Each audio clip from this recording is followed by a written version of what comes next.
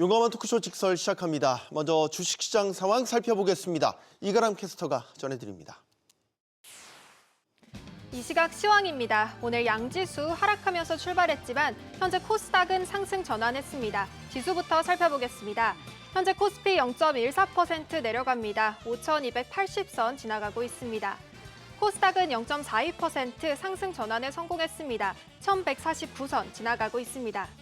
수급 상황 살펴보겠습니다. 현재 개인과 기관이 사자 포지션 취하고 있습니다. 개인은 2,500억 원 가까이 순매수하고 있고요. 기관은 880억 원 가까이 순매수합니다. 외국인만 홀로 4,700억 원 넘게 순매도하고 있습니다. 코스닥 수급 상황도 살펴보시죠. 코스닥 시장에서는 어제 기관이 지수 상승을 주도했는데요. 현재 기관 850억 원 가까이 순매수하고 있습니다. 개인은 660억 원 팔아내고 있고요. 외국인도 14억 원 순매도하고 있습니다. 시가총액 상위 종목들 살펴보시죠. 간밤 뉴욕 증시에서 AI와 반도체 투매가 나타났는데요. 현재 국내 반도체 투톱 일제히 약세 보이고 있습니다. 삼성전자 어제 16만 원 선을 되찾으면서 종가 기준 최고치를 경신했는데 현재 2.27% 하락하고 있습니다. 현재 거래가 16만 3,600원입니다. SK하이닉스도 어제 다시 90만 원 위에 올라섰는데 현재 2.54% 내려가고 있습니다. 현재 거래가 88만 4천 원입니다. 현대차 오늘 자동차주가 흐름이 좋습니다. 2.24% 올라가면서 50만 2천 원에 거래되고 있습니다. 삼성전자 우선주는 3% 넘는 하락세 보이고 있고요. LG 에너지솔루션이 2% 넘게 올라가면서 현재 거래가 39만 9천 원입니다. 코스피 6위부터도 살펴보시죠. 어제 6위부터 10위까지 일제히 상승불 키면서 반등에 성공했습니다. 오늘 한화 에어로스페이스를 제외하고 모두 상승불 키고 있습니다. 삼성 바이오로직스 0.23% 추가 강세 보입니다. SK스퀘어도 2.2% 올라가면서 현재 거래가 55만 8천 원입니다. 한화 에어로스페이스는 0.15% 약세 보이고 있고요. HC현대중공업 어제 6% 반등에 성공했는데 현재도 0.34% 상승 흐름 이어갑니다. 58만 5천 원에 거래되고 있습니다. 오늘 원전주가 굉장히 강합니다. 두산에너빌리티 4.5% 강세 보입니다. 코스닥도 살펴보시죠. 어제 코스닥 시가총액 상위주 모두 상승 마감했습니다. 오늘 2차 전지주가 강합니다. 에코프로 2.36% 올라가면서 현재 거래가 17만 3,600원이고요. 에코프로비엠이 시총 2위에 올라와 있습니다. 0.91% 올라가고 있습니다. 알테오제는 지금 0.1% 가까이 하락하고 있고요. 현재 거래가는 39만 9천 원입니다. 레인보우 로보틱스 0.13% 하락하고 있고요. 삼천다제약 어제 14% 급등하면서 시총 5위에 올라왔는데요. 4.35% 추가 상승 보이고 있습니다. 현재 거래가 55만 1천 원입니다. 코스닥 6위부터도 살펴보겠습니다. 현재 6위부터 10위까지 리노공업을 제외하고 모두 하락불 키고 있습니다. ABL바이오는 0.94% 약세 기록하고 있고요. 코오롱티슈진 3.43% 하락합니다. 리노공업은 2.38% 상승하면서 현재 거래가 98,900원입니다. HLB 0.9% 가까이 하락하고 있고 케어젠이 지금 8.33% 급등하고 있습니다. 오늘의 특징 종목으로 넘어가 보시죠. 2차 전지주가 강세 보입니다. 어제 삼성 SDI가 전기차 수요 둔화에도 불구하고 ESS 부분에서는 역대 최대 분기 매출을 기록했는데요. 증권가에서는 ESS 턴어라운드 기대감에 삼성 SDI 목표가를 상향 조정했습니다. 이에 AI 데이터 센터 수요 덕분에 ESS가 2차 전지의 새로운 돌파구가 될 것이라는 분석이 쏟아졌습니다. 현재 에코프로 2.24% 강세 보이고 있고요. 삼성 SDI도 3.87% 올라가고 있습니다. 다음 특징 종목으로 넘어가 보시죠. 원자력 발전 관련주도 주목받고 있습니다. 이번 한미 외교장관 회담을 통해 한국 원전업계의 미국 진출 가능성이 더 커졌다는 평가가 나온 영향입니다. NH투자증권은 미국이 자국 내 원자력 발전 건설을 승인할 수 있는 파트너 중 한국과 경쟁할 만한 국가는 없다고도 밝히기도 했습니다. 현재 한전 사업 지금 27.62% 급등하고 있고요. 대우건설도 10% 넘는 강세 보이고 있습니다. 외환시장 살펴보시죠. 시장 따라 환율도 변동성이 큽니다. 위험 회피 심리가 강해지면서 오늘 환율은 상승 출발했습니다. 4원 50전 올라서 1,449원 90전에 개장했습니다. 오전 9시 32분 기준으로는 1,450원 80전에 거래됐습니다. 지수 다시 한번 살펴보겠습니다. 현재 코스피 상승 전환했습니다. 0.19% 올라가면서 현재 거래가 5,298포인트고요. 코스닥 0.55% 강세 흐름 이어갑니다. 1,150선 지나가고 있습니다. 지금까지 시장 상황 전해드렸습니다. 네, 계속해서 시장의 다양한 이슈들을 풀어보는 시장 따라잡기로 이어갑니다. 유니스토리 자산운용 김장렬 투자전략본부장 나오셨습니다. 안녕하십니까? 네, 안녕하십니까? 반갑습니다. 자, 어제 코스피가 코스닥도 그렇지만 네네. 급등세를 보이면서 사상 최고가를 다시 썼고 오늘은 장 초반이긴 하지만 조금 쉬어가는 양상입니다. 이거 미장 영향도 좀 있는 것으로 보이네요. 네, 그렇죠. 삼성전자, 하이닉스 필두에서 반도체가 어저께 엄청 반등 정도가 아니고 그저께가 있었나 싶을 정도로 완전히 말아올랐는데 삼성전자가 11% 네네. 급등했죠. 그리고 오늘 2% 빠진 거면 뭐 아무것도 아닌 거죠. 네. 하이닉스도 어저께 오른 거에 좀 한 20% 빼고 있습니다만은 뭐 지금 이 정도 영향은 별거 아니라 보여지고요. 근데 장이 전체적으로 굉장히 수급이 강하다는 걸 여실히 볼 수 있는 것이 외부에 분명히 악재 비슷하게 나왔잖아요. 소프트웨어적인 이슈도 나오고 네. 오픈 AI하고 엔비디아하고의 갈등설에 대한 불안감도 있고 그러니까 소프트웨어 하드웨어 둘 개 있는데 소프트웨어가 더 중요했습니다. 미국은 소프트웨어가 많잖아요. 근데 한국은 소프트웨어가 없다 보니까 그 영향을 좀 덜게 받은 게 있고 그다음 미국이 이제 오픈 AI하고 이제 그 엔비디아하고 갈등이 있습니다만 또 막판에는 또 그 갈등이 그렇지 않다라고 또 해명 비슷하게 하니까 극단적으로 그러니까 치닫지는 않은 상태에서 반도체 투톱인 우리 마이크론하고 이제는 샌디스크인데 샌디스크는 또 올랐어요 또 전반적으로. 그래서 우리는 그런 소프트웨어 없고 하드웨어도 약간 스플릿되는 게 있다 보니까 이 정도로 하면서 수급은 빨리 그럼 반도체 삼성전자에서 많이 날렸네요. 오늘 잠깐 쉽시다. 어디로 갈까요? 그럼 선순환 가자. 뭐 한미 협상 뉴스가 나오니까 조선, 원전, 자동차, 방산, 우주, ESS 갈 거 많네요. 그렇게 하니까 주가가 안 빠지는 겁니다. 자, 일단은 오늘도 사실 장 후반에 최종 흐름을 봐야 되는 겠죠. 오전하고 오후장이 달라질 때가 네네. 판이하게 많았지 않습니까? 네네네, 그러니까 뭐 그렇습니다. 오전에 조정을 좀 받더라도 사실 수급도 예를 들어 개인이 다시 매수로 돌아서면서 또 오후에 뒤엎어버리는 경우도 많고 네, 지금 또 네, 상승 전환했습니다. 코스피도. 요런 흐름이 지금 계속되고 있단 말이죠. 네네. 그러니까 매수세가 상당히 강하게 들어오고 있는 장이다. 그에 따라 변동성도 크긴 하지만 어쨌든 그래도 꾸벅꾸벅 가고 있습니다. 그렇습니다. 뚜벅뚜벅. 네네. 꾸벅꾸벅이래요. 뚜벅뚜벅인데. 뚜벅뚜벅이 왔습니다. 네. 네. 굉장히 강한 장의 흐름을 보이는 거 아닙니까? 그냥 한마디로 저번에 계속 말씀드리는데 올해 내내 계속 그럴 것 같아요. 최소한 1분기까지는 또는 2분기까지도 유동성이 많아요. 특히 우리나라는 그 부동산에서 조금만 넘어와도 그 갈 데가 없지 않습니까? 부동산 규제를 아주 강하게 하고 그다음에 은행에 있는 돈은 썩은 돈이다. 이런 생각들이 인식이 됐기 때문에 네. 일단 빠져나오는 겁니다.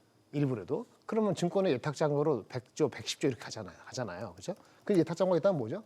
빠질만 할 때 빠지면 어쩔 수 없지만 좀 이상하다라고 해서 많이 빠지면 사겠다는 사람도 또 만만치 않게 있는 거예요. 그게 가장 중요한 겁니다. 반도체가 쉰다? 그럼 딴 데 가보지. 이런 심정이 있는 거예요. 그게 유동성의 힘입니다. 두 번째, 아까 말했지만 미국은 소프트웨어도 있고 하드웨어도 있고 뭐 여러 가지 정신없고 한데 그다음 장관도 새로 바꾸고 그렇죠? 우리 그 케빈 워시 케빈 워시요. 네. 케빈 워시. 근데 사실은 우리는 반도체 삼성전자 하이닉스가 시가총액 얼마인지 아세요? 38%예요, 우리나라에. 38%. 그 38%가 실적이 2개월사에 더블 이상 올랐다고요. 근데 지금 얼마냐? PER이 5,100이면요. 5,100이면은 애널리스트들이 집계한 지금 PER은 9.1배입니다. 그런데 이익 전망에 삼성전자 하이닉스가 실제 업사이드가 더 있게 되면은 그러니까 높은 쪽으로 발생하면은 5,100도 9배가 아닐 수도 있어요. 그러면 리레이팅이 전혀 안 된 대한민국의 시장이라 하더라도 물론 리레이팅 안 되는 사이클이 있으니까 27년도에 훅 빠진다. 그러면 여기서 못 갈 수 있습니다. 당연히 그럴 수 있습니다만 내년에 이익이 빠지는 게 아니라고 전제를 까면은 올해 이익이 삼성하이닉스 때문에만 하더라도 과거 그 8배 정도는 극단적인 케이스고 13배 갔을 때는 오버한 케이스고 그 중간도 못 갈 9배라는 얘기예요. 그러니까 빠지면은 선순환했던 어떤 다른 데 가든 간에 갈 수밖에 없는 돈이 남아도니까 그렇게 되기 때문에 주가가 근본적으로 빠지기가 쉽지가 않다. 미국보다 강세인 이유가 여기 있다라고 말씀드리겠습니다. 작년까지는 이제 코스피가 워낙 화랑이었지만 이제 코스닥과의 격차가 벌어진다는 건 걱정거리였는데 이제 올해 들어서 이제 코스닥이 불이 붙었고 천선이라는 상징적인 고지를 넘어섰고 네네. 지금 이제 또 정책적 수혜도 막 집중되려는 그런 상황이죠. 그래서 지금 선제적인 매수세도 강하게 들어오고 있지 않습니까? 그러면 어떻게 보십니까? 코스닥의 키 맞추기가 올해 본격적으로 일어날 것인가? 네네. 근데 이제 케빈 워시 사태를 보면은 사실 이제 그 충격파에서 회복력은 코스피가 역시 또 굳건하게 보여준 그런 측면도 있고 말이죠. 일단 말씀드렸는데 앞서거니 뒤서거니 하는 건 좋은 거죠. 그런데요. 일단은 이익으로 보면은 삼성전자 하이닉스가 많은 코스피가 안정적이죠. 근데 주가가 미리 갔죠.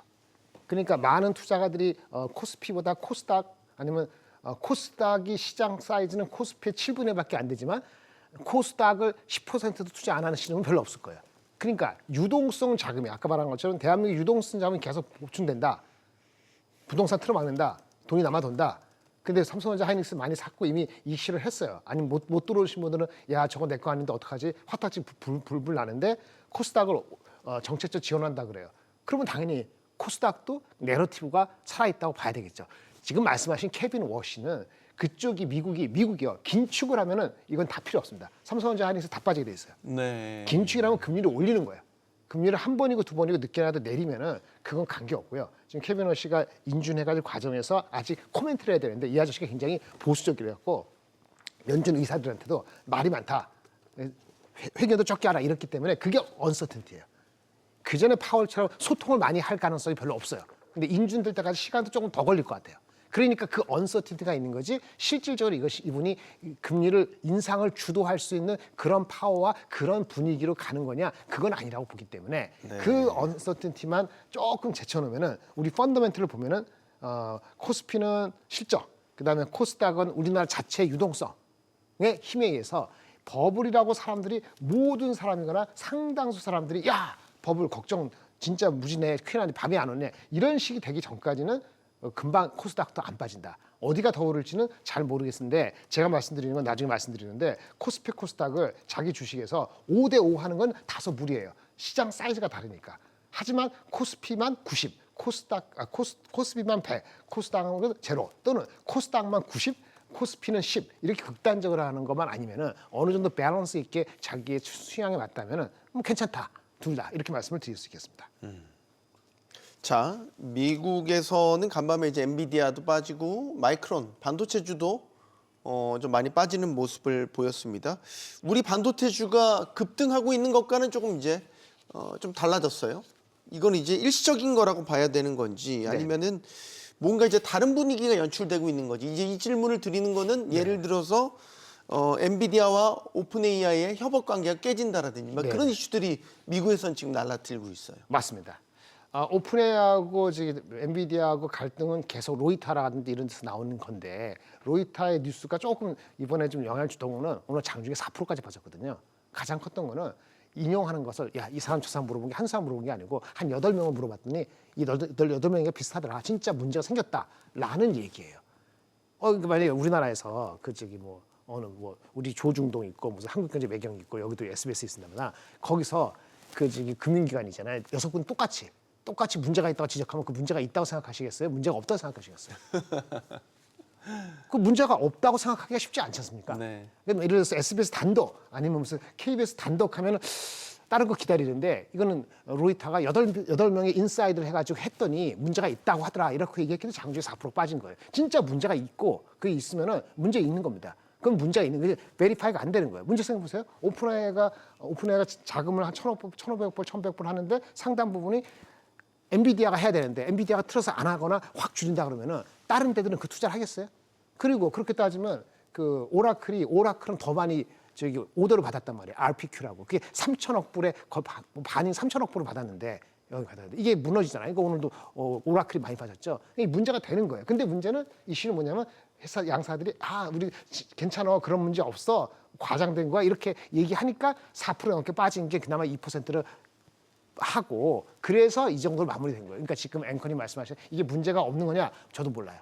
근데 문제가 되면은 삼성전자 하이닉스는 오늘 빠진 게 시작일 수도 있어요.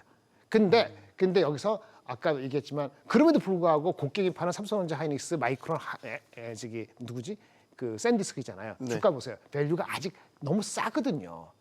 만약에 오픈AI가 문제가 생겨요. 그러면 그걸 어떻게 하죠? 엔비디아는 그러면 사업을 안 하나요? 딴 데랑 하겠죠. 근데 딴 데랑 하는 상관에서 오픈 AI 유치장이 떨어지니까 센티가 안 좋기 때문에 그걸 흡수하는 시간적 어저스트먼트는 필요하다는 거예요. 오늘로 끝나는 게 아니고. 근데 이제 엔비디아와 오픈 AI의 사업 협력 모델은 엔비디아가 1,000억 달러를 오픈 AI에 투자하면 오픈 AI가 그 1,000억 달러를 가지고 엔비디아 칩을 다시 사준다. 그러니까 그거를 서로 이제 왔다 갔다 하는 거잖아요. 그렇죠, 이제 그렇죠. 이게 깨지게 되면 네. AI 거품론이 다시 고개를 들 당연하죠. 수 있다. 그러니까 그걸 어저스트하는데 저번에 예전에 얘기했지만 우리가 항상 얘기할 때 오픈 AI가 영향을 미치는 게 전 세계에 미치는 게 삼성전자 하이닉스 캐파의 한 25%가 끄집어 갈 수 있다. 몇 년 뒤 이렇게 얘기했는데 그게 없어지는 게 갑자기 제로가 되면은 다른 업체들은 같이 망하느냐? 아니죠. 그 마켓을 뺏기 위한 클로드가 됐던 아까 엔트로픽이 됐던 딴 데가 됐던 구글이 됐던 그거만큼 더 투자를 할 개연성이 있는 거예요. 어차피 왜 그렇게 투자를 했죠? 쟤한테 뒤지지 않으려고 투자를 한 거지 않습니까? 그래서 먼저 선우는 당연히 오픈 AI 발로 올라갔던 주식은 토해내야 됩니다. 그러면 임팩트는 오픈 AI가 진짜 뭐 붕괴된다고 합시다. 붕괴된다면 전 세계 시장에 한 20% 영향이 있고요. 그것을 흡수하더라도 10%는 주가는 영향을 받습니다. 그러니까 AI 주식이 오늘로 2% 빠진 게 아니고 진짜 그게 문제가 있으면요. 오늘 빠진 게 시작으로 제가 더 빠진다 그랬잖아요. 근데 그게 아닐 수 있다고 생각하는 거는 다른 쪽에가 올라오는 시간이 좀 벌어지면은 괜찮다 이렇게 보는 거예요. 그래서 질문에 대한 답은 아무도 모르는데 올해 오픈 AI도 그다음에 엔트로픽도 IPO를 한다 그러지 않습니까? 네. 실제 IPO는 하반기 할 텐데 IPO 할 때 또는 지금 펀딩 라운드가 제대로 되는지가 한 번에 더 관건이긴 합니다. 그렇게 말씀드릴 수 있겠어요. 근데 소프트웨어도 중요합니다. 오늘 이제 사실 AMD 실적에도 관심을 가졌던 거는 네네. 전날에 팔란티어가 상당히 이제 호실적을 내놨고 네네. 그래서 이제 그 열기를 이제 AMD가 이어받기를 바랬어요. 실적 괜찮았죠. 네네 맞습니다. 그런데 괜찮습니다. 주가는 좀 실망감이 표출이 됐어요. 가이던스가 더 공격적이었어야 된다. 네네. 이제 이런 평가가 나오고 있다는 말이죠. 아, 눈높이가 이렇게 높아졌는데 이거는 약간 얼마나 충족을 시켜야 될까? 그러면 시장의 기대치를 일단 실적도 잘 나왔고 가이던스도 잘 나왔어요. 아니 가이던스도 이상도 잘 나왔다니까요. 근데 문제라기보다는 가이던스 중에서 중국향 매출을 포함시켰는데 그걸 빼면은 QOQ로 전분기보다 매출이 이번 분기 별로 안 는다. 그거를 핑계로 잡았다고 하는데 뭐 그렇게 빼려면 할 말이 없는 거죠. 그리고 또 하나 굳이 얘기하면 이런 게 있어요. 요즘에 인텔이 많이 올라오죠. 인텔이 올라오는데 인텔이나 AMD 똑같은 거는 CPU가 쇼티지예요. 우리 메모리도 쇼티지만 CPU도 쇼티지입니다. 그래서 그렇죠. 인텔에 대한 인텔과 AMD는 CPU 경쟁 관계죠. 네, 인텔하고 근데 원래 AMD가 많이 쫓아와서 AMD가 앞서 있고 인텔이 그런데 딱 보니까 인텔이 오늘 발표한 게 또 GPU 시장에서 하기 위해서 핵심적인 사람을 뭐 퀄컴을 데려왔다 그래서 주가가 좀 오늘도 인텔은 안 빠졌거든요. 네. 약간 컨트레스트 되는 면을 봤을 때 투자가들이 AMD에서 약간 프로핏 테이킹하고 인텔 쪽에 바텀 피싱하는 이런 수요도 있는 것 같아요. 그래서 오늘 AMD 자체 가지고 전체적인 CPU, GPU 시장에 어떤 의미를 부여할 정도는 아닌 것 같고요. 파란티아도 올라갔고 아까 뭐죠? 또 장비업체 테라다이나에서는 엄청 올라갔거든요. 실적이 좋아서. 그러니까 실적이 좋고 가이던스 좋은 주식들은 또 갔어요. 팔란티아나 뭐 테라다이. 근데 네. AMD는 약간 인텔과 CPU와의 헤게모니 그런 관계 속에서 프로핏 테이킹이 아닌가라고 일단은 해보고요. 더 중요한 건 오늘 밤에 나오는 내일 아침에 나오는 우리 누구죠? 알파벳. 네, 알파벳 실적이 중요한데 알파벳은 실적 넘버에 민감하다기보다는 걔네들의 캐펙스입니다. 그 다음에 메타처럼 광고에 어떤 효과가 있는지, 캐펙스, 광고 효과, TPU에 대한 여러 관계 이런 세 가지 정도의 코멘트가 사실은 내일 아침에 나오는데 그 알파벳이 훨씬 더 중요할 것 같아요. 우리 반도체의 경우에는 이제 대형주 말고 소부장의 경우에도 최근에 주가가 상당히 좋았죠. 엄청났습니다. 한미 반도체를 뭐 필두로 해서 리노공업도 그렇고 네. 뭐 이수페타시스 뭐 손에 꼽을 수 또 없을 정도인 건데 이제 이렇게 같이 가는 걸로 봐야 되는 건지 네네. 아니면 이것도 옥석 가리기가 이제 점차 실적 시즌이니까 항상 달리 갑니다. 항상 달리 가요. 항상 달리 가는 이유는 삼성전자 하이닉스가 투자를 엄청 한다고 발표를 안 했기 때문에 헷갈리는 거예요. 그래서 다시 말해볼게요. 작년 9월, 10월까지는 삼성전자 하이닉스가 관계없는 직접 구글하고 누구죠? 엔비디아하고 거래하는 이수하고 페타시스하고 두산이 엄청 갔어요. 근데 10월, 11월부터 이제 흐물흐물 이쪽은 좀 약해지고 뭐가 올라갔습니까? 예, 소재주가 올라가기 시작합니다. 소재주는 낸드, 삼성전자 하이닉스의 낸드 가격이 올라가니까 소재주 낸드 쪽이 많이 올라갔어요. 그러다가 투자를 삼성전자 하이닉스가 아까 발표는 안 했는데 이렇게 반도체 가격이 50%, 90% 올라가니까 투자를 할 수밖에 없지 않아? 어거지라도 할 거다. 이런 생각이 드니까 최근에 우리 전통적인 강세, 유진테크, 원익 IP에서 오른 거거든요. 그러니까 돌고 돈다 이렇게 보시면 돼서 결론은 뭐냐? 애널리스트 목표 주가 대비했을 때 여러분이 리스크를 안기 싫으면은 90% 가면은 절대 손대지 마세요. 내게 아니라고 보시고 그렇게 안 간 주식을 사야 돼요. 그리고 또 하나는 반대 얘기할게요. 지금 제 얘기한 건 정반대입니다. 지금 유동성 장세가 넘치면서 어저께 보시다시피 그저께 빠지면 어저께 완화 오르잖아요. 이런 분위기라면은 이유가 분명치 않게 빠진 거는 기회일 수 있고 올라갈 때 생각보다 더 갈 수 있어요. 올라갈 때 탄력이 좋은 주식은 딱 봤을 때 탄력이 좋으면 물량이 좋으면은 애널리스트 목표 주가가 꾸준하게 있었던 거는 애널리스트 목표 주가를 준수해서 한 10% 안짝까지만 따라가시는 것 같고요. 네. 애널리스트가 커버를 안 하거나 오래간만에 커버하는 사람들이 있어요. 그런 종목들이 있거든요. 그거는 애널리스트가 그 오래간만에 커버하는 종목에 대한 이익 전망을 빨리 못 해요. 이익 전망은 나중에 옵니다. 그럼 어떻게 주가는 실제 지금 갖고 있는 목표 주가보다 한 10% 정도 오버슈팅할 가능성이 있는 겁니다. 커버를 잘 안 하는 주식은. 네. 그거는 그걸 이용하셔야 되고 커버를 잘하는 주식은 나 말고 딴 사람도 아니까 목표 주가를 가기 전에 이익 실현한다. 이런 계통으로 가시는 게 좋다고 말씀드리겠습니다. 알겠습니다. 자, 또 빅 이슈가 터진 거. 일론 머스크의 우주 기업 스페이스X 그리고 AI 기업 xAI가 이제 합병을 했습니다. 네. 뭐 1.5조 죄송합니다. 1조 5천억 달러. 그렇죠? 네. 레벨이 다르네요. 자, 가치를 지금 그렇게 부여받고 있단 말이죠. 네. 그러면서 이제 뜨는 게 지금 이제 우주 시대에 대한 부분이에요. 이제 지금 요즘 우리가 얘기하는 게 딱 정해져 있죠. 테마가 사실 반도체, 로봇 갔다가 지금 우주, 네네. 뭐 크게 보면 이제 피지컬 AI 뭐 이렇게 다 이렇게 돌아가고 있는데 네네. 자 우주 테마에 대한 이야기를 좀 해보겠습니다. 네. 뜨거워졌어요. 분명히 네네. 테마적으로 굉장히 뜨거워졌습니다. 일단은 스페이스X가 쏘아 올리게 될 우주 열기가 어디까지 가공할 만한 위력을 발휘할 것인가 이 부분이 궁금하거든요. 네. 일단 IPO를 하기 전까지는 그 테마의 흐름이 완전히 꺾이지 않을 겁니다. 다만 이제 주가가 미리 선반영했다는 측면을 간과하면 안 되고 넘버가 나오거나 언제 얼마만큼 들어가냐 사는데 계속 얘기하는데 지금 이제 엄청 많이 말씀드렸죠. 미래에셋증권을 만약 물어보신다면 전 모르겠어요 이제. 모르겠다는 게 뭐냐면 이것만 가지고 가는 건 아까 테마가 살아있으니까 쉽게 버리기도 어렵고 한편은 증권주가 거래 금액이 엄청 올라서 증권주 자체가 오늘 좀 빠집니다만은 전체적으로 어저께 엄청 올랐잖아요. 그렇죠? 그러니까 증권주가 올라갈 때 탄력은 순수하게는 사실은 이제 키움증권이 더 국내 쪽으로는 더 맞는데 미래에셋은 다른 게 붙었기 때문에 이런 건데 밸류가 얼마일지 정확히 모르겠어요. 그 가치 10배 정도 간다. 1조 5천억 달러 된다 했을 때 미래에셋 증권이 갖고 있는 지분 가치에서 이게 플러스된 거로 따지면 그렇게만 따지면 애널리스트 와이즈는 목표 주가를 더 높이기 어렵습니다.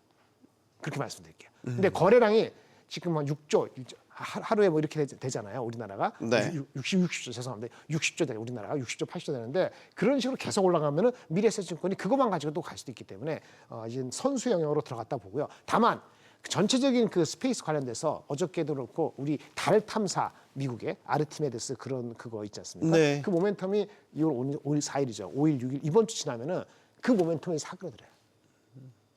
그래서 지금까지 안 들어간 거라면 단기 고점에 따른 모멘텀 둔화 가능성도 갖고 계셔야 되고 갖고 계시는 사람은 어떠냐? 많지 않으면은 넘버가 나오는 주식은 괜찮아요. 이래서 세아베스틸 지주 이런 주식은 목표 주가하고 아직 괴리도 있고요. 넘버가 아직 나옵니다. 물론 이것도 내러티브가 받침이 되니까 하는 얘기인데 그거는 아직도 보유의 영역에 들어간다고 보고요. 흔히 얘기하는 스피어는 잘 모르겠고 뭐 세트레가이 같은 거 위성 그 사진 찍는 거 이거는 네. 많이 올라가서 지금 말씀드리기 참 어렵습니다. 세트레 어제까지는 말씀드릴 수 있었는데 세트레가이 같은 경우는 어떻게 비교하느냐? 미국의 비교 그룹이 있어요. 비교 그룹이 해당되는 PSR 대비했을 때 밸류를 얼마만큼 줄 것이냐, 50%를 줄 것이냐, 60%를 줄 거냐에 따라 갖고 업사이드 달라진다 이렇게 말씀드리는데 어쨌든 단기 급등에 따른 휴지기도 필요한 시기가 되지 않았는가 이렇게 전체적으로 말씀드리겠습니다. 마지막은 미장 질문으로 마무리를 할게요. 네.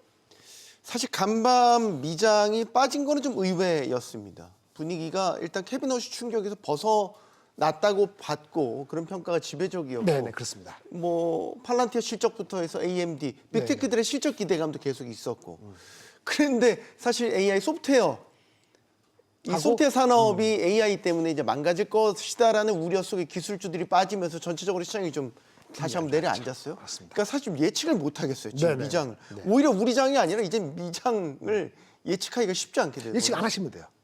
뭐 우리나라도 모르겠는데 그러네요. 뭘 그것도 예측하십니까? 솔루션이네요. 반응하시면 돼요. 그러니까 비중을 예측을 못할 때는 자기 자금이 있는데 현금 얼마 가져가냐 이거 갖고 가는 거지. 매일매일 스토리가 내일 뭐가 나오고 뭐가 예정됐는데 그게 어떻게 나올지 아십니까? 전문가보고 뭐라 하시는 게 아니고 이 세상에 어느 신도 그런 얘기 못해요. 아니 그걸 다 하면은 여러분 나와서 여기 얘기하겠어요? 자기 돈 가지고 집 팔아서 다 하지? 그러니까 그런 걸 기대하면 안 되는 거예요. 어떤 건 대응의 영역입니다. 그러니까 미국은 한국보다 언더퍼폼한다 당분간 이렇게 보시면 돼요. 유동성이 한국이 더 많아요. 격세지감이네요. 근데 그러니까 이게 이렇게 얘기하는 것도 1년 6개월 4개월 뒤에 어떻게 될지 모르는 거죠. 우리나라 부동산 못 막으면은 이거 자금 다시 다 빠져나갑니다. 그 유동성 자금 얘기 다 없어질 거예요. 그러니까 지금 정부가 그렇게 안 하겠다는 거지 않습니까? 최소한 그 지방선거 있을 때까지는 만 하는 건 아니겠습니다만 그런 거 있다면 당분간은 미국이 5% 빠질 때 우리가 3% 이상 빠지기 쉽지 않죠. 물론 케빈 워시라는 특별한 이슈가 있어갖고 흔들렸지만 바로 다음날 복구하는 거 보세요. 그렇죠? 그러면 유동성 힘이 있는 거예요. 그래서 그렇게 보면 미국이 우리보다 언더한다라고 보시면 되고 미국의 비중이 많으면 어떡하냐? 그럼 좀 줄이시는 게 맞죠. 줄이시는 게 맞죠. 물론 원화가 약세가 되면 모르겠는데 원화가 다시 1,500 될까? 그럼 여러분이 판단하셔야 돼요. 그 정도는 판단하시고 그런 큰 그림에서 어떻게 가져가시 그런 거 생각하셔야지 일일이 AMD가 어떻고 구글이 어떻고 이런 걸 맞출 방법은 없습니다. 그래서 그렇게 하는 시대는 아니라고 보여지고 우리가 유동성이 더 높다. 그다음에 미국도 아직은 오픈AI와 그 엔비디아가 무너진 게 아니다. 오픈AI, 엔비디아가 진짜 무너졌으면 말이죠. 이제 시작해서 지금 오늘 빠진 거 있잖아요. 곱하기 5배, 10%는 더 빠집니다. 진짜 문제되면. 그러면 근데 10% 더 빠져도 IT 미국이 한국이 10% 빠지지 않을 겁니다. 왜? 우리는 넘버가 있으니까 그래도 빠지긴 빠질 거예요. 근데 그거는 감수해야 돼요. 그래서 포트폴리오가 중요하다. 이렇게 마무리 짓겠습니다. 알겠습니다. 시장 따라잡기 여기서 마무리하겠습니다. 유니스토리 자산운용 김장열 투자전략본부장이었습니다. 고맙습니다. 네, 감사합니다.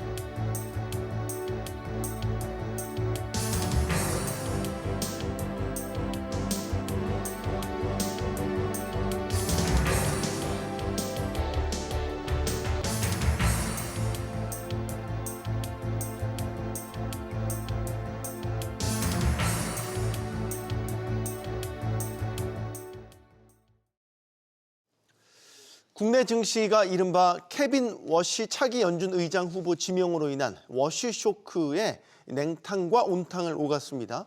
워시 지명자의 통화 정책이 금융시장에는 비우호적일 것이라는 전망이 나오면서 시장에는 다시 한번 불확실성이 깔렸는데요.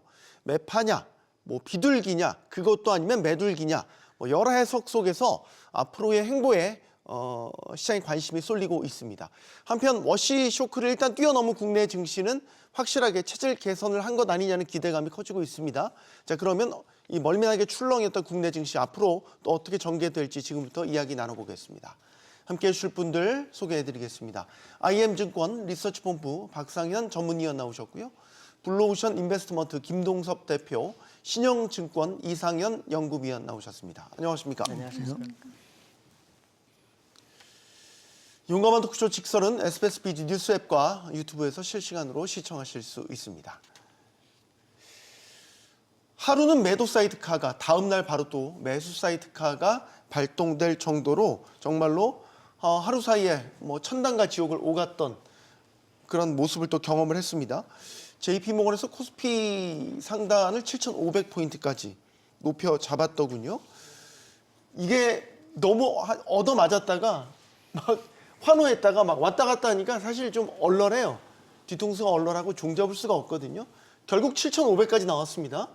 지금의 어떤 강한 흐름에 대해서 여전히 이견이 없으십니까, 위원님? 예, 저는 뭐 국내 증시는 뭐 이견이 없다라고 봐야 될 것 같고요. 뭐 계속 얘기되는 반도체 업황에 대한 특히 이제 이익 사이클에 대한 신뢰 자체가 사실은 뭐 훼손되거나 무너지지 않는다라고 하면 뭐 국내 증시 뭐 반도체 중심의 상승이 계속 될 수 있는 부분들이 있고요. 뭐 또 거기에 덧붙여서 지금 뭐 최근에 많이 얘기하는 거죠, 유동성.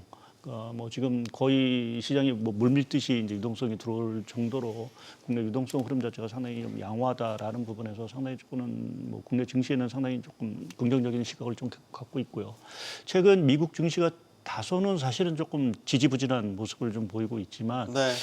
그 배경에는 뭐 여러 가지 이유가 있지만 저는 사실은 하나 이제 드는 게 이제 치프레이션입니다. 이제 반도체 가격이나 디램 가격이 너무 올라서 이제 어떻게 보면 이제 자본 투자 비용에 대한 어떤 우려들이 계속 되고 있는 부분들인데 뭐 역설적으로 말해서 치프레이션의 수혜를 받을 수 있는 국가는 한국이 아니겠느냐라는 쪽에 좀 생각을 해보면 국내 증시의 어떤 추가적인 상승은 분명히 열려 있다라고 좀 봐야 될 것 같습니다. 네. 7,500까지 나왔어요, 대표님. 이렇게 되면 지금 요즘 나오는 보고서 전망에 의미가 있나 싶어요. 상단이 이렇게 계속 열려 있는 제가 상황이. 지난번에 방송에 나와서 높은 짓을 얘기할 때 뭐라 그랬냐면 다 맞다. 왜냐면 시간에 따라서 높아지기 때문에 다 맞을 거다라고 했는데 이게 너무 빨리 올라가거든요. 사실 기술적으로는 이제 저항대가 없어요. 그러니까 뭐 일봉 기술적으로 왜 저항대가 안 나타나죠? 그러니까 원래 그게 나타나야 이게 되는 거 왜 그러냐면 아닙니까? 이제 파동을 한번 타면 그 파동의 어떤 기술적 분석이 나오거든요. 네. 그러니까 파동을 이탈해 버리면 새로운 파동이 나올 때까지 기다려야 돼요. 그러니까 지금 딱 그 상황이 들어갔어요. 이게 뭐 일봉, 주봉, 월봉, 연봉까지 싹 다 바뀌었습니다. 연봉도 바뀌었어요? 연봉도 바뀌었습니다. 그럼 이거는 어떻게 보냐면 일단 새로운 파동이 쭉 뻗어나가는 게 하나 나오게 됩니다. 그게 나오면 두 번째 파동을 만드는 과정을 찾거든요. 네. 이 얘기는 무슨 말이냐면 지금도 사실은 늦은 자리가 아니다 이런 해석을 합니다. 그러니까 저점부터 올라온 거를 보면 고점 기술적 분석을 하신 분 입장에서는 지금 너무 과하다라는 얘기를 하지만 파동이 돌파되고 나면 어떤 문제가 생기냐면 새로운 완파를 새롭게 만들어야 되기 때문에 지금이 출발 자리가 될 수가 있습니다. 그렇다 보니까 JP모건 같은 데서는 뭐 7,500 제시하거든요. 네. 근데 이게 사실은 이제 기술적 연봉 같은 거 보면은 7,500도 지나갈 수도 있습니다. 그냥. 이게 왜냐면 원파동을 새롭게 만드는 파동이기 때문에 이거는 어쩔 수가 없는 거거든요. 근데 이런 적이 과거에 있었습니다. 그 2007년도에 한 번 있었거든요. 네. 그때 1,000포인트에서 2,000포인트 올라올 때, 2,080 올라올 때 이런 현상이 있었어요. 그 파동을 주고 난 다음에 새로운 파동이 나온 게 이 연장선이 이번에 사실 3,500대 있었거든요. 근데 그걸 넘어서면서 새롭게 파동이 나오기 시작한 거기 때문에 이거는 정말 어떻게 보면 뭐 포모 현상에서 산다? 이것도 아닙니다. 그러니까 지금은 두려움을 사야 될 자리일 수 있다. 저는 원래 이제 고점이라든가 저점을 이렇게 잘 찾는 사람 중에 한 명인데 네. 고점을 찾을 수가 없습니다, 지금. 왜냐하면 그 자리를 지나갔습니다. 그래서 제가 사실은 이제 5,321포인트가 돌파가 되면 이제 더 이상 답이 없다라는 생각을 하고 있었거든요. 근데 지난주에 조정이 내렸잖아요. 며칠 전에. 조정이 나와서 이게 여기 저항이 되나? 라는 생각을 했는데 하루 만에 올라왔어요.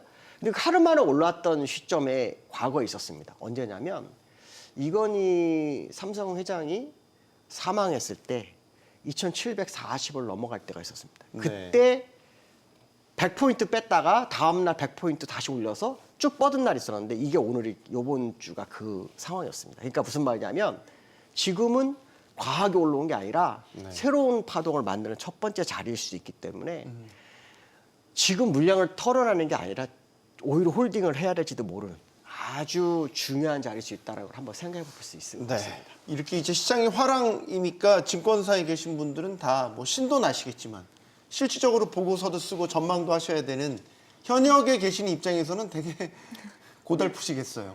너무 이제 계단식으로 계속해서 코스피가 올라가고 뭐 코스닥도 마찬가지죠. 요즘 시장 상황 어떻게 보고 계십니까? 네, 말씀 주신 것처럼 결국에는 가장 중요한 건 반도체 투톱이라고 불리는 삼성전자, SK하이닉스의 이익 전망치가 지금도 계속 조정이 되고 있다는 건데요. 사실 뭐 반도체 이제 전자와 닉스가 합쳐서 시가총액 비중이 한 38%까지 올라왔습니다. 당연히 그렇기 때문에 저희도 이제 지수 레벨의 상단을 계속 열어둘 수밖에 없는 게 이 두 기업의 기여도가 이전과 또 대비해서 많이 올라온 상황이고 네. 네, 또 이익 추정치를 봤을 때 사실 반도체 외에도 저희 산업재라든지 특히 증권 계속해서 EPS 추정치 올라오고 있습니다. 그렇기 때문에 단순히 저희가 이게 밸류에이션이 너무 높다, 낮다를 판단할 것이 아니라 지금 우리 기업들의 펀더멘털이 계속 올라오면서 대표적인 이제 밸류에이션 지표인 이제 선행 PER 같은 경우에는 오히려 10년 평균치의 밑에 위치해 있는 상황이거든요.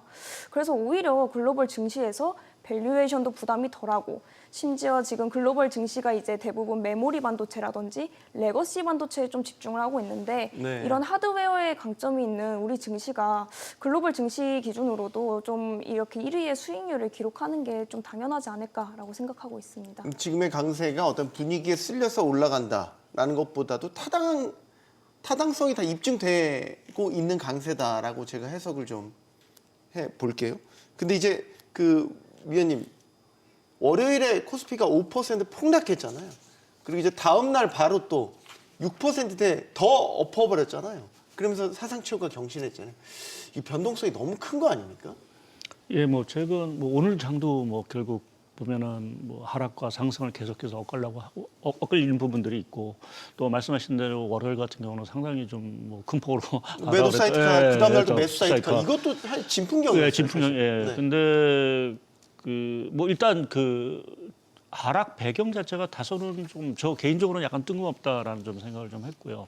그러니까 지금 저희가 케빈 워시가 뭐 매파적일 수 있다라고 해서 뭐 양적 긴축이라든지 뭐 이러한 것들 때문에 자산 가격이 크게 흔들리시다. 그래서 뭐 금, 은 이러한 그 자산이 이제 폭락을 하면서 월요일 날 국내 증시 또 아시아 증시에 상당히 좀 악영향을 미쳤는데 사실은 그 금은의 폭락 자체가 사실은 케빈 워시의 어떤 통화 정책의 어떤 불확실성 물론 있기는 하겠지만 그 자체보다는 단기적인 어떤 급등에 따른 부담감이 사실은 있었겠고 네. 또 차익 실현이 할 때 사실은 뭐 울려고 할 때 뭐 빰맞은 격으로 이제 워시의 어떤 등장이 사실은 그러한 차익 실현을 했다라는 부분에서 국내 증시가 그렇게 빠질 이유가 사실은 좀 없었던 부분들인 것 같고요. 네. 그래서 뭐 말씀드렸지만 계속 뭐 앞서 뭐 지금 반도체 업황에 대해서 누구도 사실은 부정적으로 얘기하는 사람이 없고 항상 지금 보게 되면 오히려 더 강한 멘트들이 사실은 나오고 있고 또 실제 이익 자체가 사실은 그렇게 뒷받침이 되는 글쎄요. 저도 이러한 사이클을 사실은 본 적이 거의 없다라고 볼 정도로 네.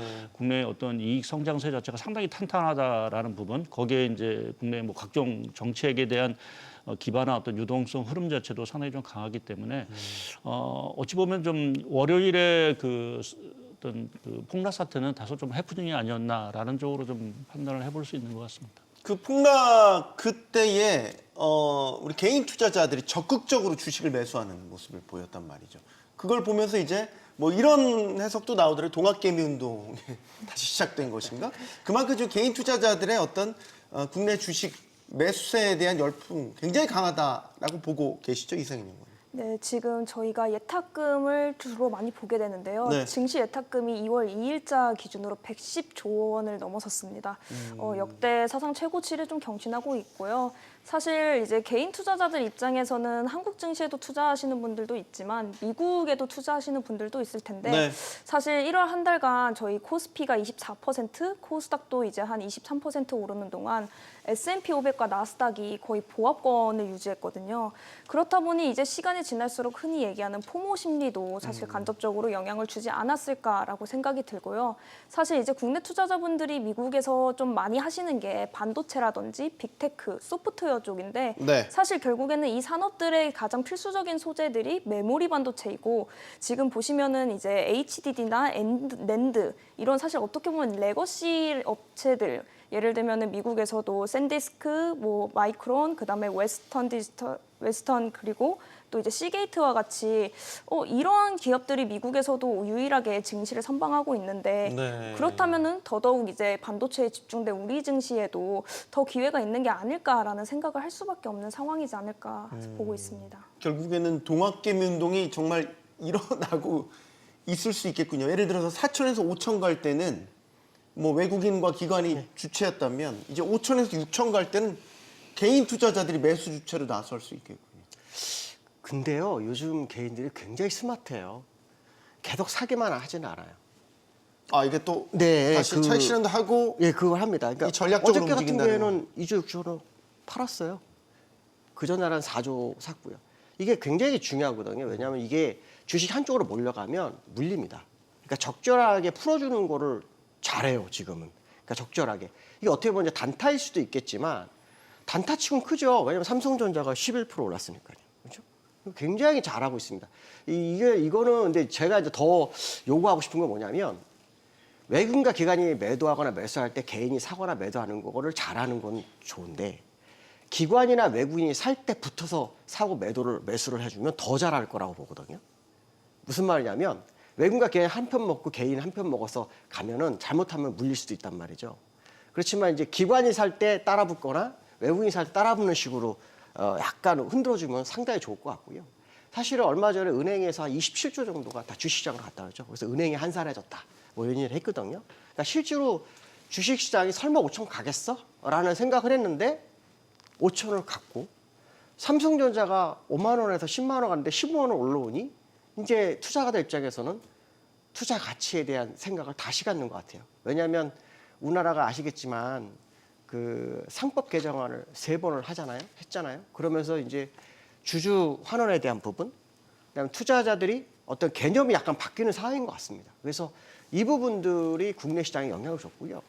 근데 사실 미국 시장을 보고 국내 시장을 판단하면 너무 힘듭니다. 왜냐하면 미국 시장은 계속 옆으로 기고 있거든요. 네. 그러니까 국내 시장 계속 올라가잖아요. 그러니까 국내 시장 사람 입장에서는 하다가 지금 못 사신 분이 따라 붙는 경우도 있을 거예요. 근데 이런 때가 과거에 있었느냐? 있었습니다. 이명박 대통령 때 미국에 행보할 때 국내장 혼자서 나홀로 간 적이 있습니다. 딱 그때 장이 왔습니다. 그러니까 결론적으로 말하면 국내장은 코리아 디스카운트를 하면서 올라가는 과정 속에서 미국과의 다른 모습을 드디어 보여준 거고 그 과정 속에서 종목들에 대한 가치 재산정이 이루어지고 있는 것으로 해석을 해본다 그러면 지금 굉장히 좋은 자리가 아닐까 생각하고 있고요. 오히려 지금이 과매수 국면, 기술적으로 과매수 국면이라고 할 수 있는데 항상 보면은 이 공포의 담을 타고 올라가는 게 주식시장이라서 지금 시장은 어쩌면 굉장히 출발점일 수 있다는 생각이 정말 많이 듭니다. 이게 제가 사실은 원래 옛날에 제 별명 중에 하나가 닥터둠이었거든요. 근데 제가 이런 말 할 때는 다른 상황이라는 닥터둠인데 지금 너무 닥터둠이 아니시네요? 예, 완전히 다른 상황. 닥터붐 아니에요? 그러면? 아니요, 그게 아니라 사실은 기술적 분석사가 고점일 때만 부르주는데 그 고점을 너무 쉽게 넘어갔기 때문에 그렇습니다. 네. 그건 사실 굉장히 어렵거든요. 이거는 제가 한 26년 정도 시황을 하면서 저도 처음 보는 시그널이고요. 그 시그널 속에서는 우리가 두려움을 약간 네. 붙잡아둘 필요성이 있다. 이런 얘기를 하고 싶습니다. 지금 딱 자막에 나오네요, 위원님. 우리 동학개미의 승부수가 통한 것입니까? 그러면? 뭐 일단 통했다고 봐야겠죠. 잘 됐네요, 그러면. 통해서 이기면 되죠. 일단 이기는 게 장땡 아니겠습니까? 예, 맞습니다. 그러니까 이게 사실 뭐 앞서도 뭐 처음 보셔도 저도 사실은 뭐 증권회사 한 30년 있었지만 처음 보는 장세 흐름이고요.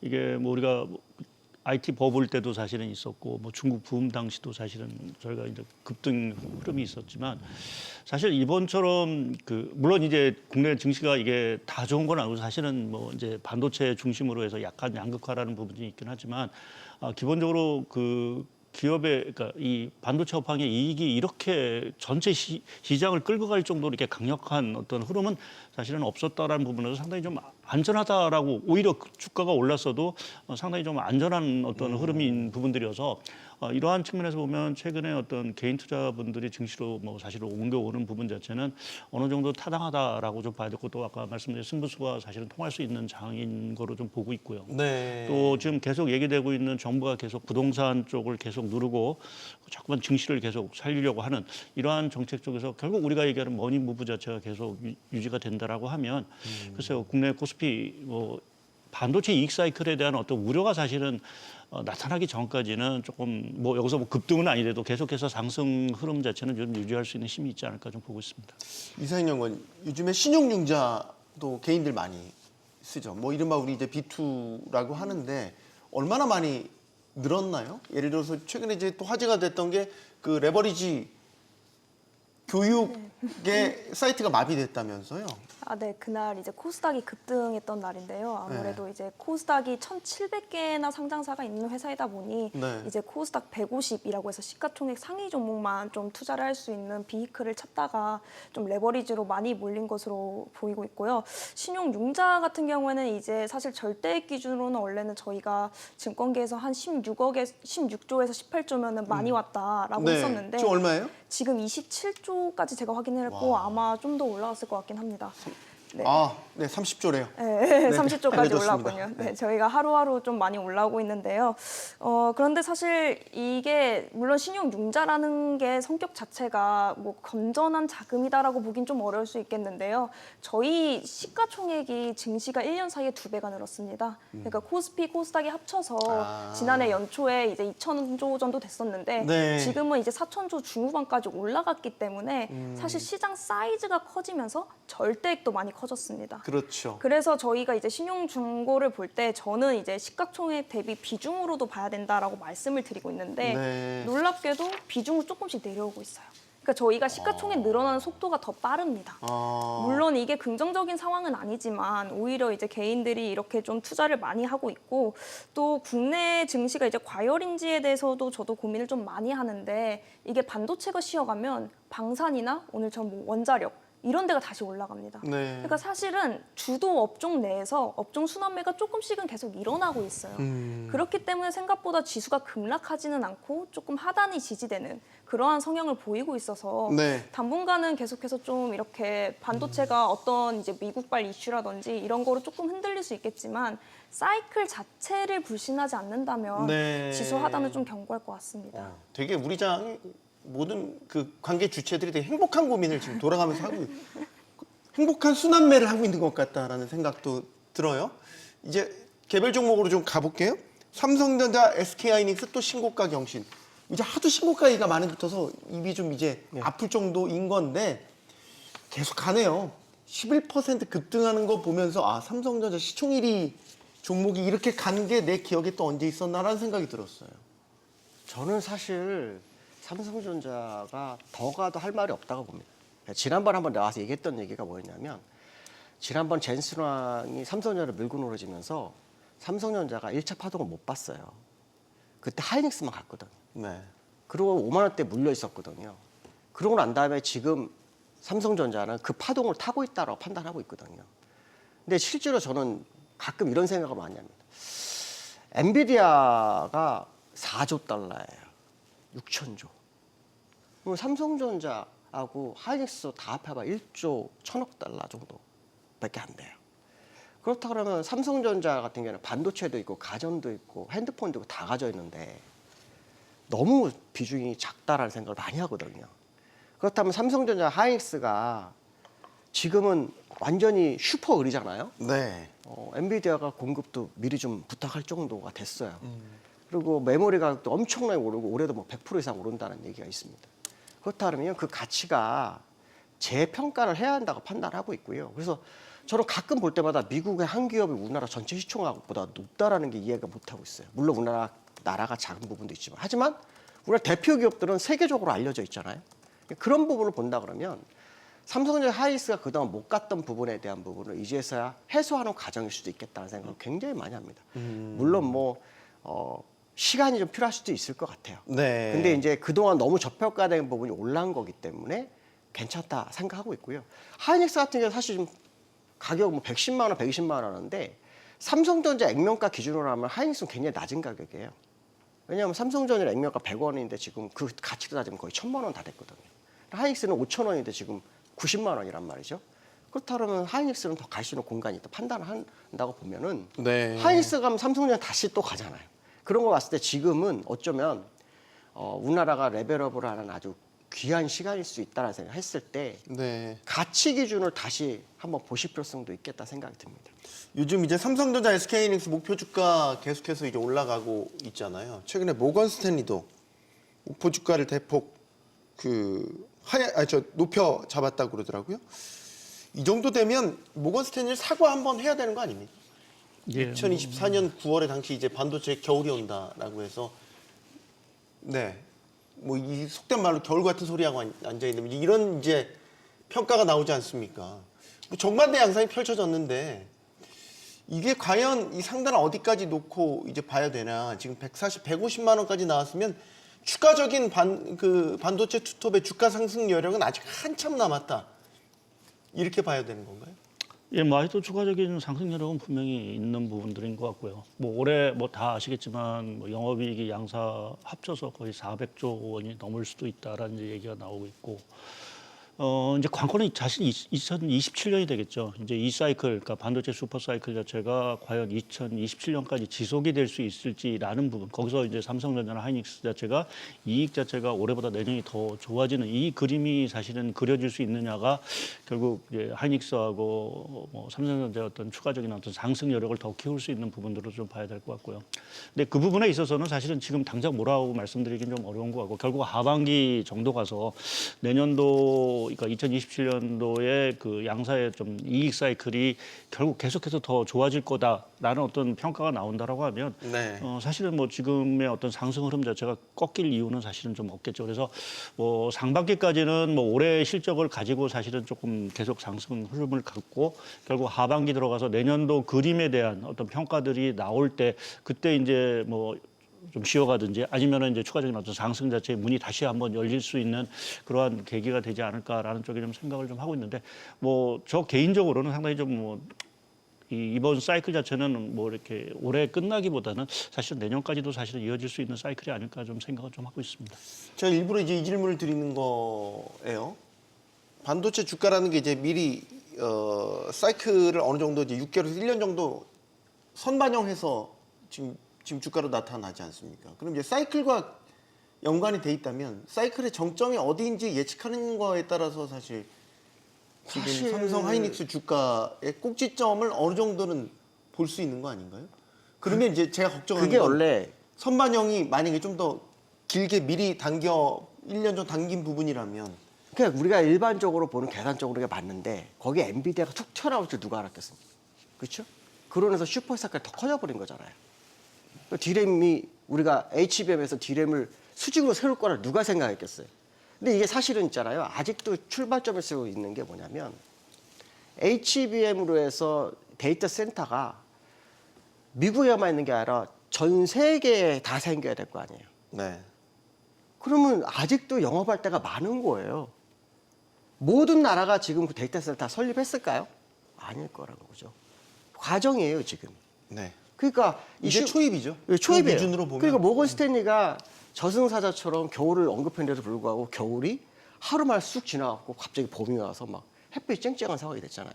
근데 거기에 슈퍼사이클 때문에 온 것보다는 사실은 엔비디아가 등장하면서 슈퍼사이클 땡겨진 거잖아요. 이거는 우리가 생각했던 어떤 과거의 사이클로 생각할 상황이 아니에요. 왜냐하면 과거의 주식시장도 10년 주기로 조정을 준다고 그랬어요. 근데 지금 17년째 오르고 있거든요.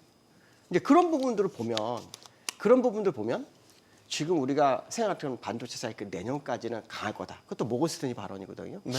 모건 스탠리 발언이 자꾸 틀린 거 보면은 2년 더 늘어나지 않을까 뭐 그 생각도 듭니다. 근데 네. 아까 말씀한 것처럼 디램의 슈퍼 사이클이라든가 이 사이클에 대한 부분이 온 상황 속에서 엔비디아라는 새로운 변수가 생겼는데 그게 더 많은 그 공급을 유도했단 말이죠. 그렇죠? 근데 문제는 뭐냐면 수요는 더 많이 필요한 상황이잖아요. 그러니까 이 상황이 해소가 돼서 이게 똔똔이 상태, 그러니까 공급과 수요가 같아지는 상황이 올 때쯤이 돼야 되는데 지금 상황으로 봐가지고는 뭐 공급 배에는 볼 수밖에 없는데 슈퍼사이클이 언제 끝난다는 걸 미리 예측하는 거는 굉장히 잘못됐다는 거죠. 물론 전 세계 대가 다 데이터를 다 공급이 끝났을 때쯤에는 아마 계산이 나오지 않을까 싶은데 네. 그때까지는 조금 더 지켜봐야 되지 않을까 싶네요. 유상인 연구원님, 전략, 그러니까 주식 전략의 측면에서 그러면 반도체 이 섹터는 아직까지도 포트에 담을 여력이 충분하다고 보시는 건지. 네, 뭐 반도체 같은 경우에는 사실 좀 저희가 극단적으로 표현했을 때 코스피를 볼 때 반도체를 본다 같이 보는 수준이어서요. 일단 반도체 같은 경우는 앞서서 저희가 계속 말씀드린 것처럼 이익 추정치를 이 업종을 따라올 타 업종이 없는 상황입니다, 사실. 그리고 이제 반도체를 섹터로 봤을 때 조금 변화한 게요. 저희가 이제 삼성전자나 SK 하이닉스를 보통 이제 그 시클리컬 경기 민감 업종이라고 분류를 하는데 네. 그 이유가 원래는 이 두 기업의 매출이 그 반도체 사이클에 따라서 널뛰기를 계속했습니다. 네. 사실 2년 전까지만 해도 뭐 SK 하이닉스도 분기 적자가 나던 기업이기도 했고요. 그런데 이제 좀 많이 바뀐 게 네. 원래는 저희가 전통적으로 반도체를 분석할 때 세 가지 정도로 고려를 했는데 첫 번째는 모바일 수요, 두 번째는 PC 수요, 세 번째는 서버 수요입니다. 그런데 이 사실 모바일이라든지 PC라든지 서버라든지 다 교체 주기라는 거를 근거로 해서 애널리스트들이 추정을 하게 되는데 방금 말씀하신 것처럼 AI 혁명이 일어나면서 사이클이라는 게 사실 무관해진 약간 그러한 좀 변곡점에 저희가 있거든요.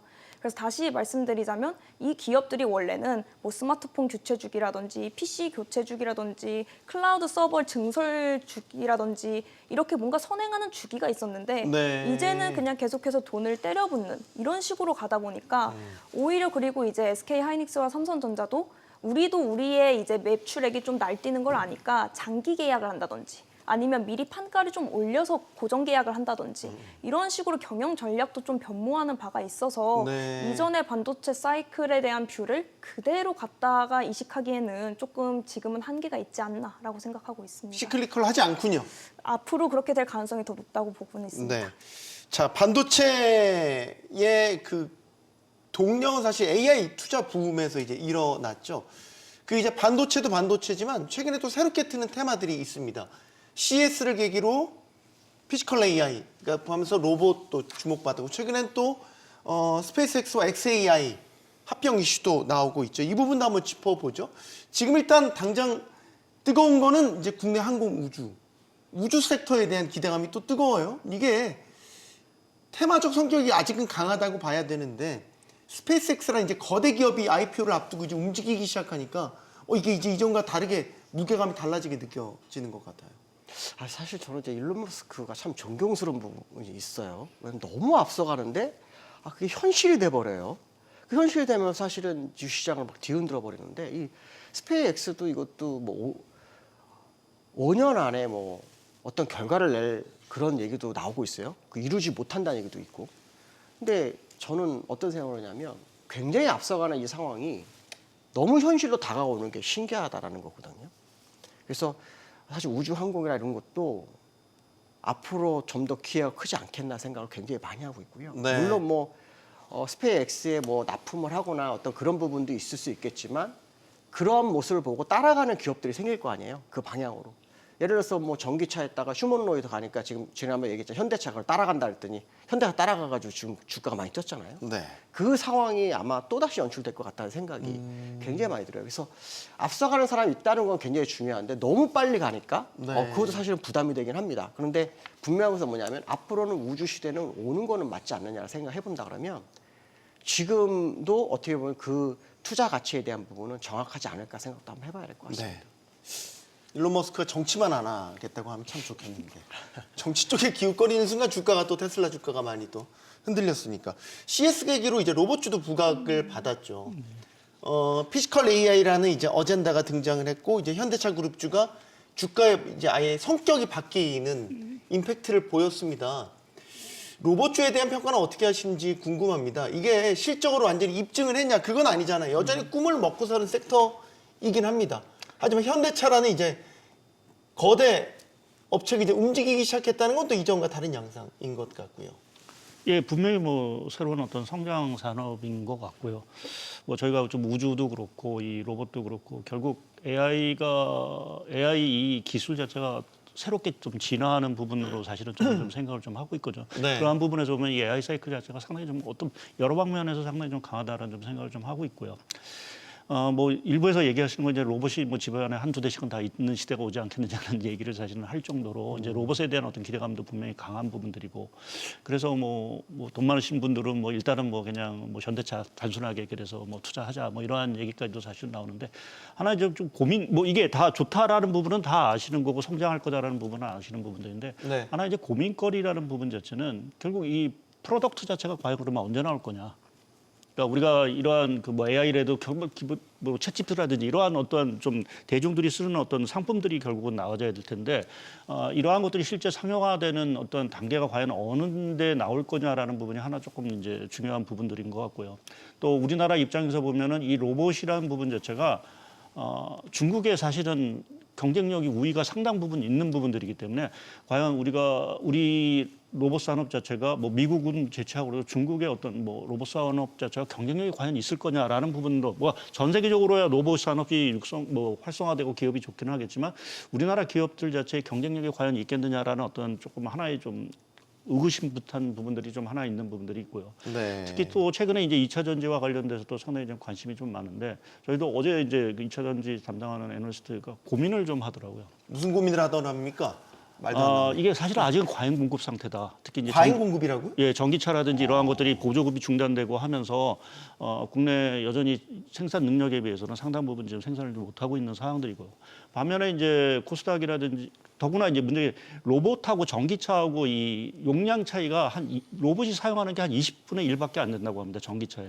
그러니까 그만큼 전기차에 못 들어가면 로봇에 들어간다고 해도 사실은 택도 없는 거죠. 예, 용량 기본 설비 자체가 기본이 많이 남는다라는 부분들이죠. 그러니까 그러한 부분에서는 조금 지금 코스닥이라든지 이러한 쪽이 유동성 때문에 상당히 이제 붐업이 될 거고 사실 갈 수 있다라고 생각을 하는데 실제 코스피하고는 다르게 이익사의 길 자체가 뒷받침이 되지 못하고 있는 이 괴리감을 어떻게 풀어야 될 건지. 그러니까 유동성을 힘으로 주가는 갈 수는 있는데 그게 뭐 우리가 삼성전자 하이스처럼 뭐 실적이 뒷받친다면 충분히 이제 뭐 가격이라든지 이런 것들을 충분히 얘기할 수 있는 부분들이지만 지금의 현실 자체는 2차 전지라든지 이러한 쪽에서는 조금 과잉 공급 상태가 계속되고 있는 이러한 부분을 과연 어떻게 해석할지에 대해서 조금은 좀 이제 고민 자체가 상당히 좀 크다라는 부분을 어저께 좀 토론을 좀 하고 있더라고요. 그래서 말씀드린 대로 뭐 여러 가지 성장 산업, 우주, 뭐 로봇 다 성장되고 하는 부분에서 우리가 뭐 일부 또 수혜를 받을 수 있다라고 하지만 경쟁력이라는 부분하고 결국 이러한 또 2차 전지가 갖고 있는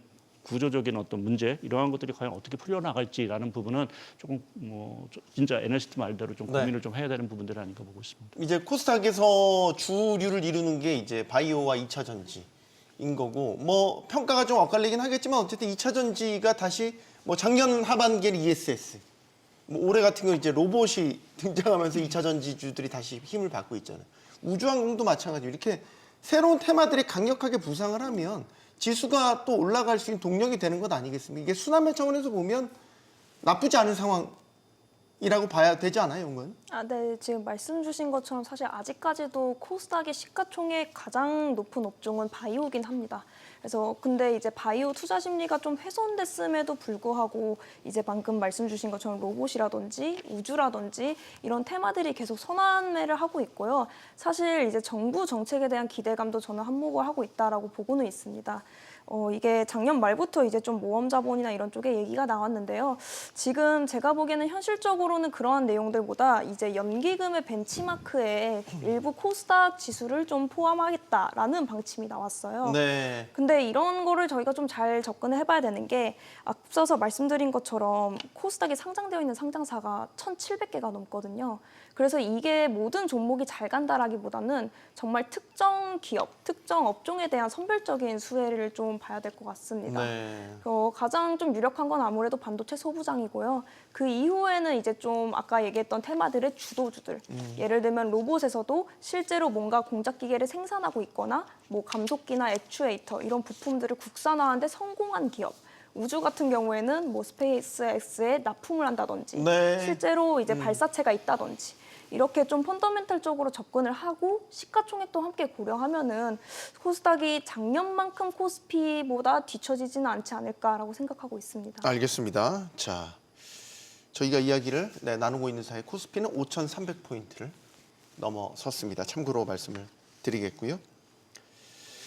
자, 국내 증시가 일단 그 이른바 워시 쇼크를 좀 빠르게 벗어나는 모습인데 사실 이제 완전히 끝났다 이렇게 보기는 어렵습니다. 그래서 이 부분을 좀 짚어보겠습니다. 일단 우리가 워시를 잘 모른다는 겁니다. 거기에 따른 이제 불확실성이 좀 대두되는 양상이었는데 워시가 누굽니까? 누군지 아세요? 케빈 워시. 전 연준 이사 출신이라고만 나와 있고요. 매파입니까? 비둘기입니까? 그게 이제 2011년도 기준으로는 매파. 그러니까 2011년도에 QE를 반대하고 네. 반대하면서 사임하고 드라켄밀러인가 그 사람 그 회사로 가요. 그 회사에서 14년 있었고 그런 다음에 지금 올라온 거거든요. 근데 이 사람 추천한 사람이 스캇 벤센트예요. 스캇 벤센트가 원래는 그 연준 의장으로 추천을 받았었답니다. 근데 자기는 재우고 남겠다 그러고 자기 친구인 이 사람을 추천했고요. 이 사람과 중간에 있는 사람이 아까 말 드라켄밀러라는 사람이 이 예전에 그 두 사람씩 각자 같이 일을 했었거든요. 소로스의 콘덤 펀드에서는 스캇 벤센트하고 드라켄밀러가 있었고요. 그다음에 이제 드라켄밀러 회사에서는 이 사람하고 같이 있었던 건데요. 근데 이 사람은 이런 얘기가 나오고 있어요. 정치적인 사람이다. 그 정치 때마다 변하는 사람이라고 얘기를 하고 있어요. 그래서 아마도 이번에 의장이 된 거는 트럼프하고 교감이 충분히 있었을 거다라는 생각을 하거든요. 왜냐하면 트럼프가 얼마 전에 금리 안 하면 고소할 거야. 네. 그런 말 했죠. 그 얘기는 농담으로 하기에는 쉽지 않은 발언이거든요. 무슨 말이냐면 이때까지 제롬 파월을 압박했던 것 중에 하나가 뭐냐면 금리 인하를 원했다라는 거죠. 근데 제롬 파월이 금리 인하 안 하고 계속 버틴겼잖아요. 그 부분이 결국은 트럼프가 원하는 방향과 달랐던 부분인데 제롬 파월이 금리 인하를 안 했냐고 보면 또 그렇지 않아요. 금리 인하를 했어요. 근데 트럼프가 원하는 만큼 안 했다라는 거죠. 네. 그런데 갑자기 케빈 워시가 과거의 이력으로 매파다라고 구분하기는 너무 어렵다는 거죠. 결국 트럼프와 교감이 있었을 거다. 그런 발언이 아마도 고소 얘기도 나왔던 것도 아닌가라고 한다면 이 사람은 정치적 성향이 맞을 거고요. 결국은 저는 금리 인하를 하반기부터 상당히 빠르게 할 거라는 생각을 많이 하거든요. 뭐 시장에서는 한 2번 정도 예상을 하고 있는데 저는 왠지 모르게 트럼프가 원하는 만큼 하지 않을까 그런 생각을 한번 해보고 있습니다. 그래서 사실 매파라기보다는 정치적인 비둘기가 될 확률을 열어두고 보는 게 좋지 않겠나 생각을 해봅니다. 속은 매파인데 겉은 비둘기 달고 있는 뭐 이런 형태인가요? 어떻게 좀 아십니까? 예, 뭐 저도 사실은 뭐 그렇게 정보가 많지 않기 때문에 뭐라고 네. 판단하기는 좀 어려운데 일단 뭐 앞서 말씀하신 대로 트럼프 대통령이 낙점했다라는 부분에서 보면 사실은 이게 매파로 저희가 인식하기는 사실 좀 어려운 부분들인 것 같고요. 그러니까 지금 여러 가지 과거 행적 중에서 시장이 가장 우려했던 게 이 양적 긴축, 양적 완화를 반대했다, 양적 긴축을 원하는 인물이다라고 얘기를 하고 또 작은 연준을 원한다라는 부분에서 조금 이제 매파적이지 않느냐라는 이제 성향이 있지만 실제 그러한 성향이 있다 하더라도 지금의 미국의 그 상황을 봤을 때 양적 긴축을 당장 하기는 사실 좀 어렵습니다.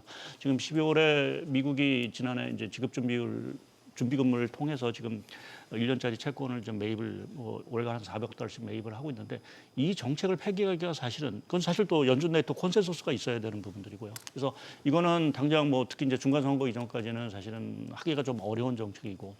그럼 앞서 이제 금리 인하 부분을 말씀. 저도 사실은 금리 인하가 이 워시 체제에서는 상당히 좀 빨라지지 않을까 좀 생각을 하고 있습니다. 그래서 저도 중간 선거까지는 뭐 지금보다 한 100bp 정도는 사실은 좀 인하를 하지 않을까 좀 생각을 하고 있는데 거기에 가장 중요한 건 이분 발언 중에 제가 제일 이제 눈에 띄는 부분은 이 생산성 문제입니다.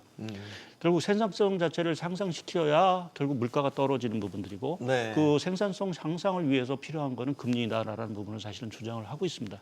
지금의 미국 상황 자체, 지금 최근에 미국의 빅테크 자체가 이제 지난해 4분기부터 어떻게 보면 제자리 걸음을 사실은 하고 있는 부분들에 있어서 가장 중요한 부분에 있어서는 사실은 이제 비용 부담이 되겠죠. 그래서 그건 결국 이제 생산성을 자체를 떨어뜨리는 부분들이고 그러면 기업들 이런 빅테크들이 좀 더 투자도 계속하면서 이 생산성을 높이기 위한 어떤 어떤 서포트를 해주려고 한다면 뭐 백악관도 그렇고 미 연준 입장에서는 사실은 금리 인하를 해주는 게 사실은 맞다라고 좀 생각을 하고 있습니다. 오히려 그러한 측면에서 보면 적임자 인물이 아닐까라는 쪽에서 생각도 좀 할 수 있는 부분들이 있어서 지금 시장에서 예고하는 것처럼 뭐 결국 우리가 청문회 과정, 그러니까 의회 청문회 과정에서 어느 정도 색깔은 내겠죠.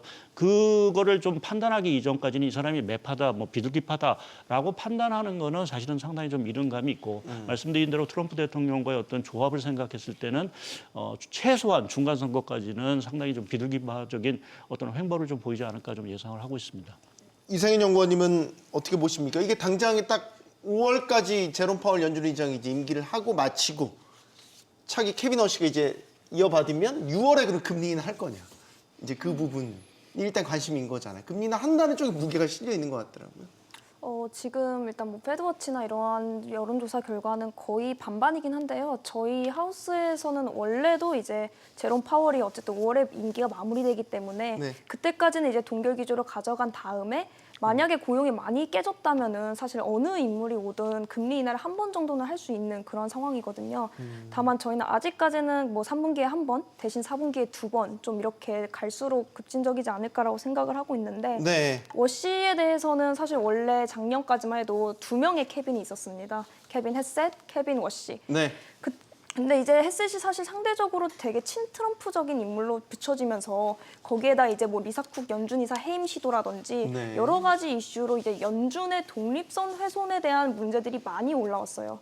그런데 사실 주식시장에서는 그렇게까지 뭐 큰 변화는 없었다고 보는데 대신에 문제가 이제 장기금리 쪽에서 생겼습니다. 미국 장기금리가 생각보다 박스권을 쉽게 이탈하지 못하고 있거든요.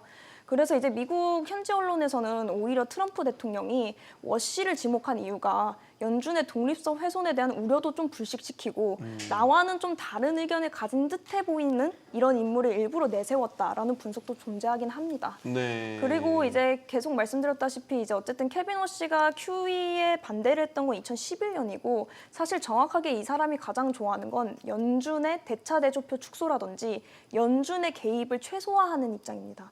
사실 어떻게 보면은 이제 연준을 약간 눈엣 가시처럼 여겼던 트럼프 대통령과 어떻게 보면 잘 맞는 그런 조합일 수도 있기 때문에 저희가 이제 지금 아직 뭐 상원의 인준이 남긴 했지만 이제 신임 연준 의장을 두고서 이것 때문에 이제 자산 시장이 좀 급격하게 추세가 변화된다? 그렇게 보기는 아직까지 좀 어렵지 않을까라고 생각하고 그럼 있습니다. 이어서 금은이 그때 폭락을 했잖아요.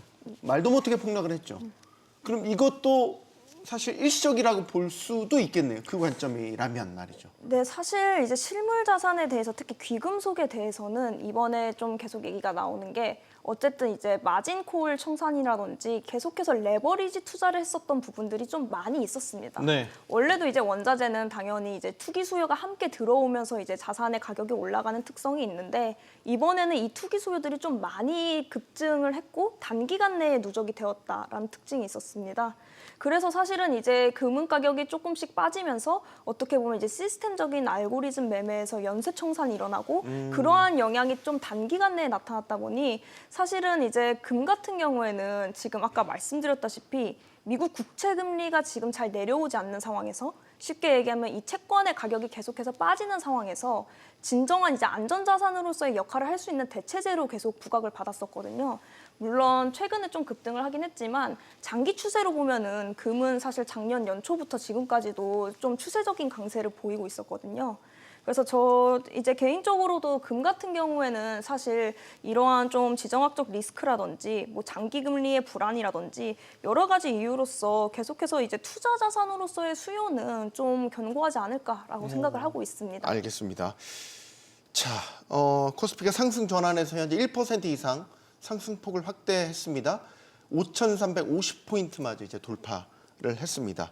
자, 시장이 굉장히 이제 화랑입니다. 마지막 질문은 이제 우리 개인들이 이런 장세에서 이제 어떻게 대처할까? 그 부분을 마지막으로 좀 여쭙고 싶어요.